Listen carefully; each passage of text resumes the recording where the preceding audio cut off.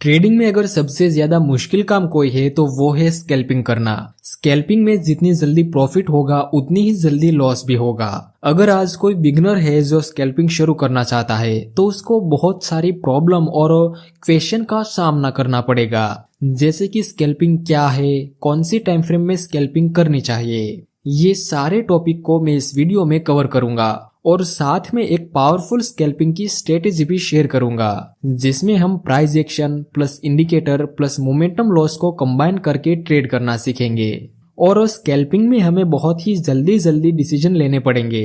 अचानक ही market reverse हो जाएगा, बहुत ही कम टाइम में टारगेट हिट होगा, कुछ ही मिनट में स्टॉप लॉस हिट होगा। मतलब एक ही समय में आप अलग अलग इमोशंस के अप एंड डाउन में से पसार होंगे। और ऐसी कंडीशन में जब आप काम करेंगे जहां आपको जल्दी डिसीजन लेने पड़ेंगे तो डेफिनेटली आप वहां पर गलत डिसीजन लेंगे। और इसका सॉल्यूशन भी आगे बताऊंगा ताकि आप जल्दी डिसीजन ले सके और मैक्सिमम टाइम सही डिसीजन ले सके।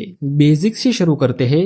स्कैल्पिंग क्या है? स्कैल्पिंग मतलब आप बहुत ही कम टाइम के लिए बाय और सेल करते हैं। कुछ मिनट से लेके कुछ ही घंटों में या तो आपका प्रॉफिट टारगेट हिट होगा या तो आपका स्टॉप लॉस हिट होगा। स्कैल्पिंग करने का फायदा क्या है? यही कि आपको ज्यादा देर तक अपनी पोजीशन को होल्ड नहीं करना पड़ेगा। और नुकसान तो बहुत सारे हैं। सबसे पहले तो इसमें हम स्मॉल टाइम फ्रेम यूज करेंगे, जिस वजह से कोई भी स्ट्रेटेजी की एक्यूरेसी स्कैल्पिंग में थोड़ी सी कम हो जाएगी। दूसरा, स्मॉल टाइम फ्रेम में ऑपरेटर या फिर बिग प्लेयर्स प्राइस को आसानी से मैनिपुलेट कर सकते हैं, जिससे कि स्कैल्पिंग में आपको ज्यादा फेक सिग्नल का भी सामना करना पड़ेगा। तीसरा, स्कैल्पिंग करने में साइकोलॉजिकल इशू भी बहुत ज्यादा क्रिएट होंगे। आप ओवर ट्रेडिंग, रिवेंज ट्रेडिंग ये सब के चक्कर में ट्रैप हो सकते हैं। देखो यार, स्कैल्पिंग के ऊपर मैं वीडियो बना रहा हूँ, इसका मतलब ये तो नहीं कि मैं इसके बारे में सिर्फ और सिर्फ अच्छी बातें बोलूं। मेरा फर्ज बनता है कि मैं आपको सिक्के के दोनों पहलू दिखाऊं, अच्छाई और बुराई दोनों। स्कैल्पिंग का एक और फायदा भी है कि इसमें आपको ज्यादा ट्रेड मिल जाएंगे।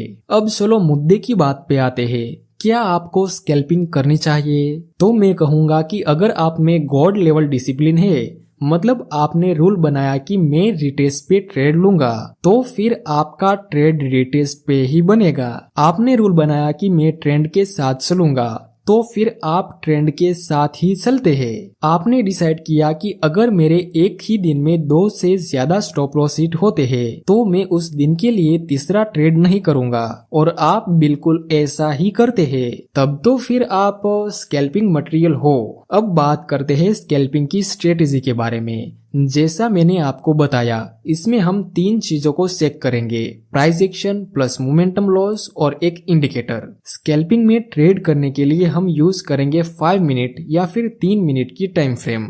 लेकिन प्रॉब्लम ये है कि स्मॉल टाइम फ्रेम में ट्रेड करने से कई बार हम गलत डायरेक्शन में एंट्री कर लेते हैं। इसलिए 5 मिनट में एंट्री करने से पहले हम 2 बड़ी टाइम फ्रेम चेक करेंगे। 15 मिनट जिसमें लेवल डिसाइड होंगे, 1 आवर जिसमें डायरेक्शन डिसाइड होगी, और 5 मिनट या फिर 3 मिनट में हम एंट्री करेंगे। एग्जाम्पल से समझाता हूँ।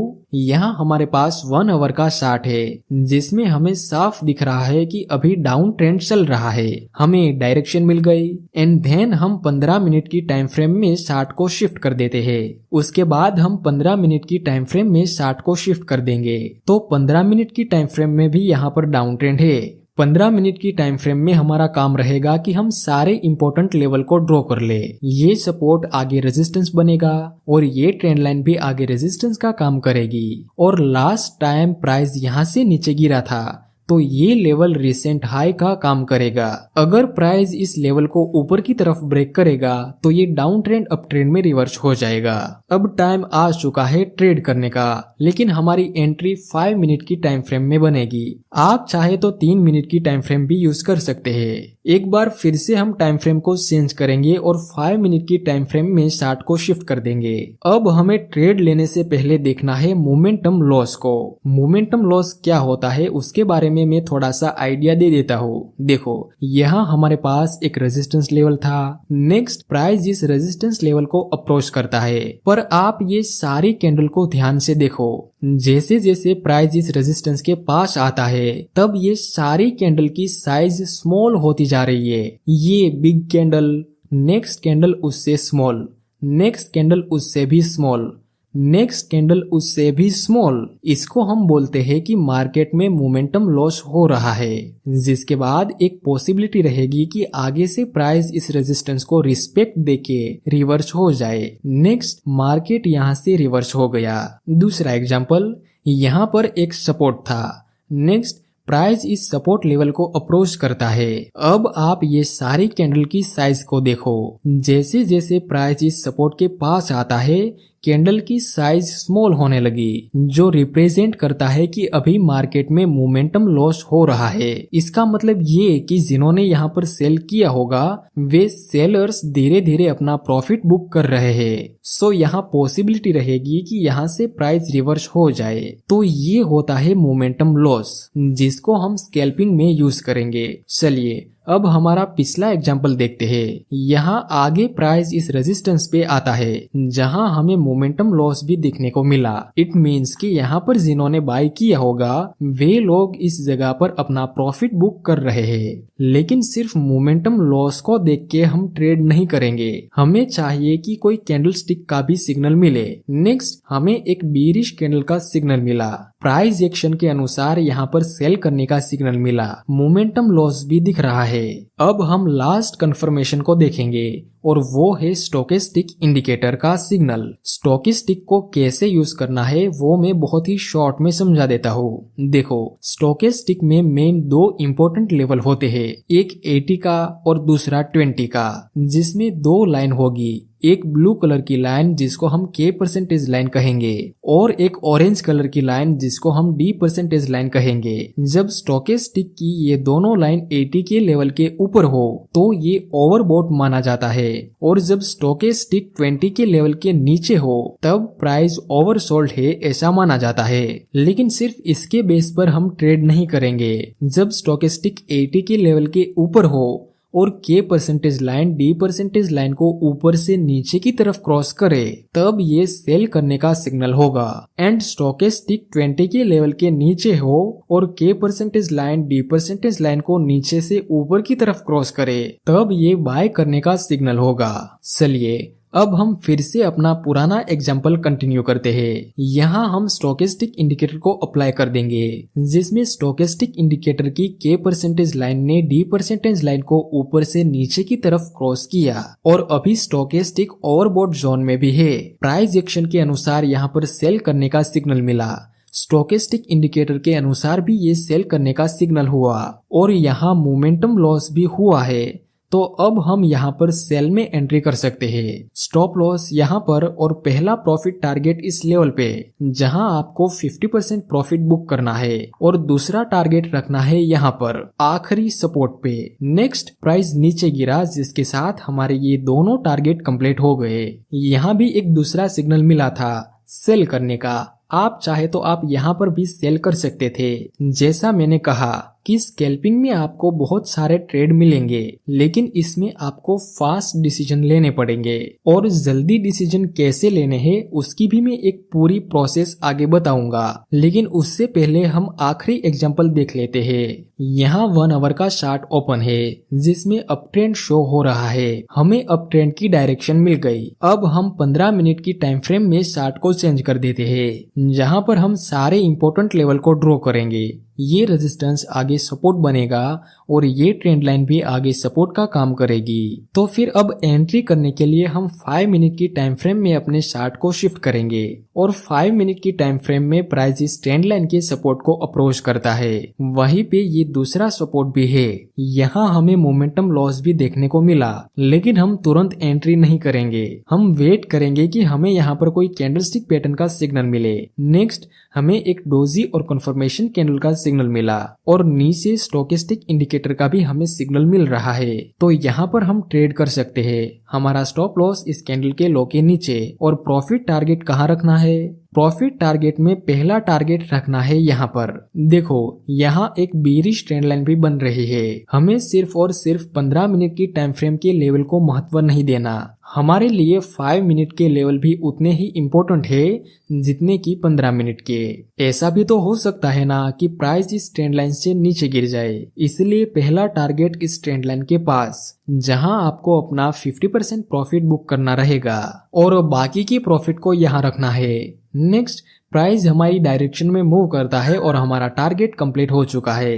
नेक्स्ट, प्राइस इस लेवल को रिटेस्ट करता है। वहां हमें एक इन्वर्टेड हैमर और कंफर्मेशन कैंडल का सिग्नल मिला, लेकिन इस कंफर्मेशन कैंडल ने इस इन्वर्टेड हैमर के हाई को ब्रेक नहीं किया, तो फिर यहाँ पर बाय करने का कोई मतलब नहीं।